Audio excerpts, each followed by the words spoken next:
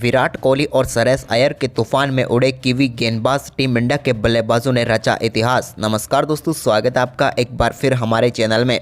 दोस्तों, आप भी विराट कोहली और श्रेयस अय्यर की तूफानी बल्लेबाजी देखकर खुश है तो इस वीडियो को एक लाइक जरूर कर दें। तो दोस्तों, भारत और न्यूजीलैंड के बीच खेले गए वर्ल्ड कप 2023 के सेमीफाइनल मुकाबले में विराट कोहली और श्रेयस अय्यर की तूफानी बल्लेबाजी देखने को मिली, जहां पर भारतीय टीम के इन बल्लेबाजों ने परखच्चे उड़ा दिए न्यूजीलैंड के गेंदबाजों के। तो दोस्तों, हम आपको पूरा हाईलाइट तो इस वीडियो में बताएंगे, लेकिन उससे पहले अभी तक चैनल को सब्सक्राइब नहीं किया तो चैनल को सब्सक्राइब करके बेल आइकन जरूर दबा लें।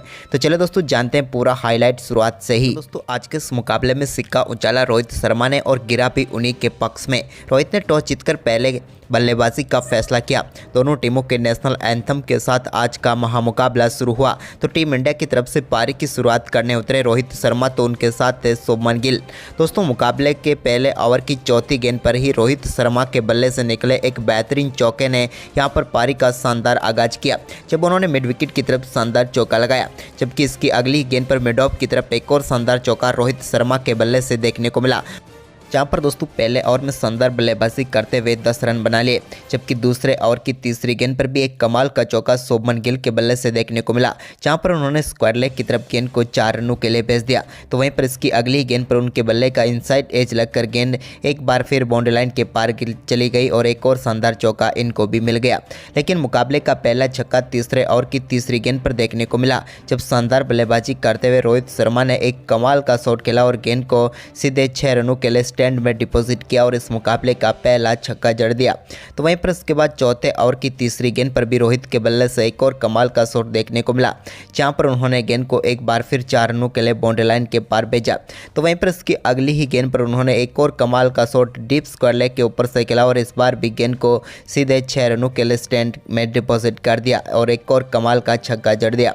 इसके बाद दोस्तों पांचवा ओवर डालने आए ट्रेंट बोल्ट की दूसरी गेंद पर भी उनके बल्ले से एक और कमाल का छक्का देखने को मिला और इस बार भी डीप स्क्वायर लेग के ऊपर से गेंद को 6 रनों के लिए भेज दिया।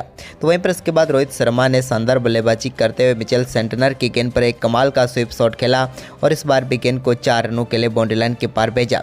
जबकि इसकी अगली ही गेंद पर उन्होंने एक और कमाल का शॉट खेलते हुए गेंद को एक बार फिर से स्टैंड में डिपॉजिट कर दिया और एक और छक्का जड़ दिया। अब रोहित शर्मा 21 गेंदों पर 44 रनों पर पहुंच चुके थे। तो वहीं पर दूसरे छोर से शानदार बल्लेबाजी करते हुए शुभमन गिल ने भी उनका अच्छा साथ दिया। लेकिन इसके बाद 9वें ओवर की दूसरी गेंद पर केन विलियमसन के एक कमाल के कैच ने समाप्त की यहां पर रोहित शर्मा की शानदार पारी को, जहां पर उन्होंने 29 गेंदों पर 47 रनों की पारी खेली। तो वहीं पर इसके बाद विराट कोहली आए और आते ही उन्होंने एक बेहतरीन चौके के साथ अपनी पारी का शानदार आगाज किया। तो इसके बाद दूसरे छोर से शांत दिख रहे शुभमन गिल ने 10वें ओवर में 2 बेहतरीन चौके जड़ दिए, जब उन्होंने दूसरी और चौथी गेंद पर 2 शानदार चौके चढ़कर टीम इंडिया के स्कोर को 80 रनों के पार पहुंचा दिया। यानी कि शुरुआती 10 ओवर में भारतीय टीम ने 84 रन जड़ दिए। इसके बाद शुभमन गिल का ये शानदार परफॉर्मेंस जारी रहा और उन्होंने 13वें ओवर में भी एक बेहतरीन चौका मिड विकेट की तरफ जड़ दिया। तो वहीं पर इसके बाद उनकी शानदार बल्लेबाजी देखने को मिली, जब उन्होंने 13वें ओवर में भी कमाल की बल्लेबाजी करते हुए पहली गेंद पर शानदार चौका जड़ा। तो वहीं पर इसी ओवर की दूसरी गेंद पर लकी फर्ग्यूसन की गेंद को शानदार तरीके से 6 रनों के लिए मिड विकेट बाउंड्री लाइन के पार भेज दिया और इसी के साथ भारतीय टीम ने 13वें ओवर में ही 100 रनों का आंकड़ा छू लिया। इसके बाद शानदार बल्लेबाजी गिल की जारी रही और उन्होंने 14वें ओवर की तीसरी गेंद पर सिंगल के साथ अपना बेहतरीन अर्धशतक मात्र 41 गेंदों पर ही पूरा कर लिया। कमाल की बल्लेबाजी करके दिखाई शुभमन गिल ने और इस बड़े मुकाबले में शानदार पारी खेल दी। इसके बाद 14वें ओवर की 5वीं गेंद पर विराट कोहली के बल्ले से एक बेहतरीन कवर ड्राइव देखने को मिला, जहां पर एक बार फिर उन्होंने सचिन रविंद्र की गेंद को 4 रनों के लिए भेज दिया। इसके साथ ही शानदार परफॉर्मेंस करते हुए शुभमन गिल और विराट कोहली के बीच 46 गेंदों पर 50 रनों की पार्टनरशिप पूरी हो गई। लेकिन इसके बाद शानदार परफॉर्मेंस करते हुए शुभमन गिल ने एक और कमाल का छक्का लॉन्ग ऑफ के ऊपर से जड़ दिया। तो वहीं पर इसके बाद दोस्तों मिचेल सेंटनर के ओवर में 17वें ओवर की 5वीं गेंद पर भी एक और शानदार कट शॉट के जरिए बेहतरीन चौका बैकवर्ड पॉइंट की तरफ शुभमन गिल के बल्ले से देखने को मिला।